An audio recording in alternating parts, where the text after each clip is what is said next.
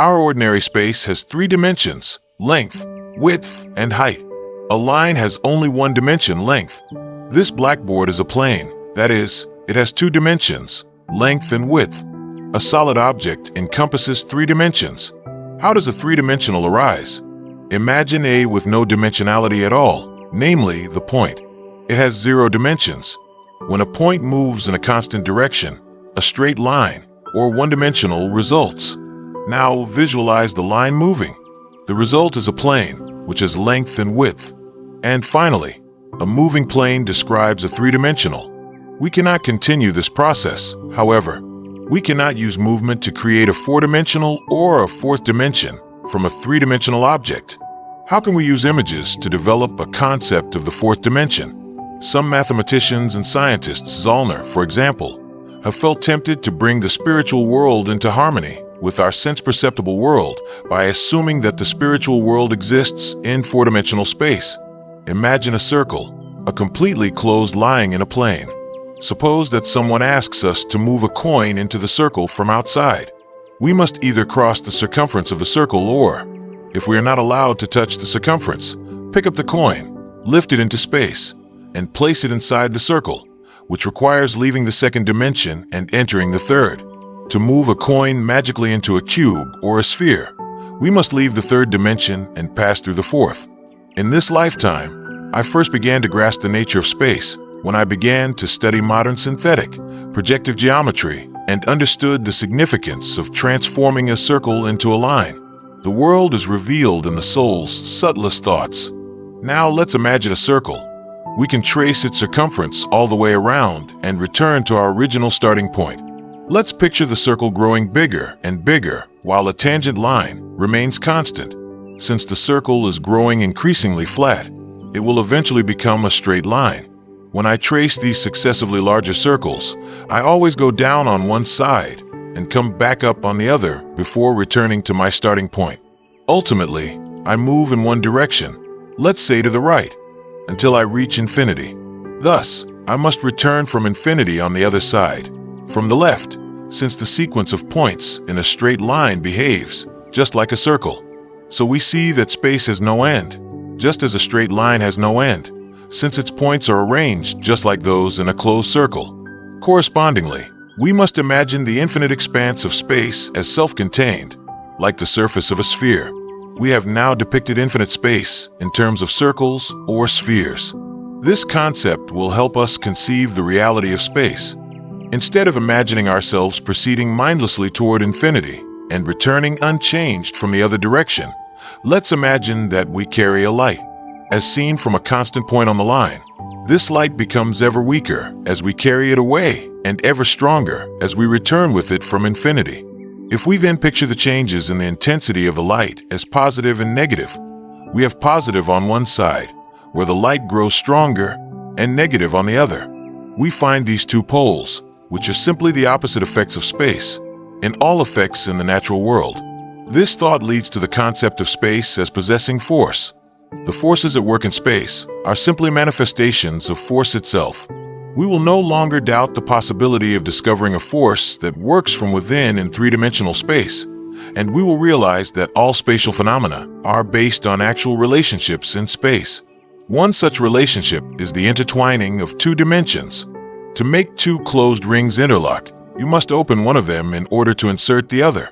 I will now convince myself of the inherent manifoldness of space by twisting this, a rectangular strip of paper, twice. That is, I secure one end while rotating the other in 360 degrees. I then hold the two ends together, securing the strip with pins. Cutting this twisted ring in half lengthwise results in two interlocking rings that cannot be separated without breaking one of them. Simply twisting the strip made it possible to perform an operation in three dimensions that can otherwise be carried out only by entering the fourth dimension. This is not just a game, it is cosmic reality.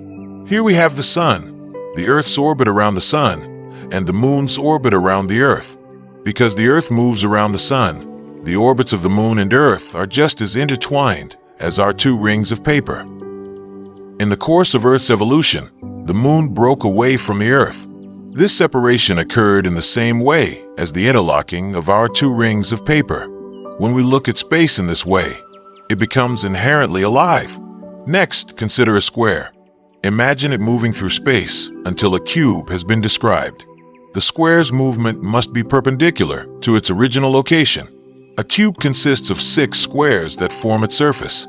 To give you an overview of a cube, I can lay the 6 squares down beside each other in a plane.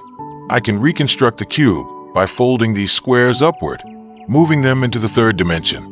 The 6th cube lies on top.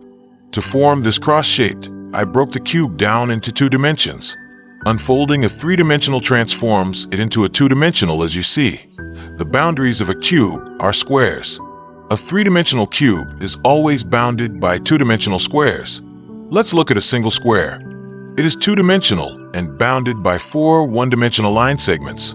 I can lay these 4 line segments out in single dimension. The edges defining one of the square's dimensions are colored red solid lines, and the other dimension is colored blue dotted lines. Instead of saying length and width, I can talk about the red and blue dimensions. I can reconstruct a cube from 6 squares.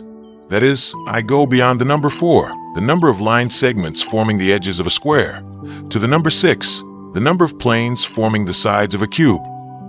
Taking this process one step further, I move from 6 to 8, the number of cubes forming the sides of a 4-dimensional. I arrange the 8 cubes to form the 3-dimensional counterpart of the earlier, which consisted of 6 squares. In the 2-dimensional plane now, imagine that I can turn this inside out, fold it up, and put it together so that the 8th cube closes off the entire. I use 8 cubes to create a 4-dimensional in 4-dimensional space. Hinton calls this a tesseract. Its boundaries consist of 8 cubes, just as the boundaries of an ordinary cube consist of 6 squares.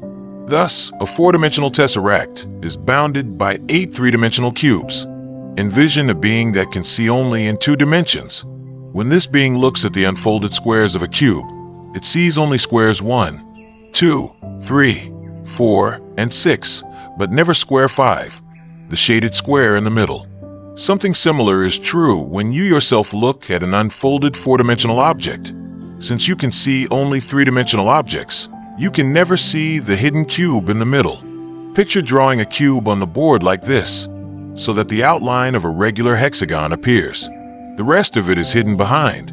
What you see is a shadow image of sorts, a projection of the 3-dimensional cube into 2-dimensional space.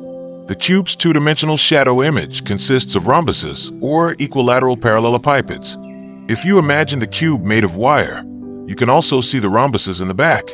This projection shows 6 overlapping rhombuses. In this way, you can project the entire cube into 2-dimensional space. Now imagine our tesseract in 4-dimensional space. Projecting this into 3-dimensional space must yield 4 oblique cubes, parallelepipeds, that do not interpenetrate. One of these rhombic oblique cubes would be drawn like this. 8 such oblique rhombic cubes, however, must interpenetrate in order to yield a complete 3-dimensional image of a 4-dimensional tesseract in 3-dimensional space. We can depict the complete 3-dimensional shadow of a tesseract with the help of 8 suitably interpenetrating rhombic cubes. The resulting spatial is a rhombic dodecahedron with 4 diagonals. In our rhombic projection of a cube, 3 adjacent rhombuses coincide with the other 3, so that only 3 of the 6 surface cubes are visible. Similarly, in the rhombic dodecahedron projection of a tesseract, only 4 non-interpenetrating rhombic cubes are visible as the projections of the tesseract's 8 boundary cubes, since 4 adjacent rhombic cubes completely cover the remaining 4. Thus, we can construct a tesseract's 3-dimensional shadow, though not the 4-dimensional object itself.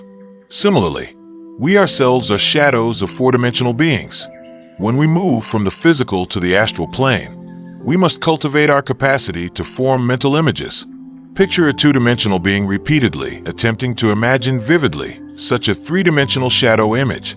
Mentally constructing the relationship of the 3rd dimension to the 4th fosters inner forces that will permit you to see into real, not mathematical, 4-dimensional space. We will always remain powerless in the higher world if we do not develop faculties that permit us to see in the higher world here. In the world of ordinary consciousness, the eyes we use for seeing in the physical sense-perceptible world develop when we are still in the womb. Similarly, we must develop suprasensory organs when we are still in the womb of the earth, so that we can be born into the higher world as seers.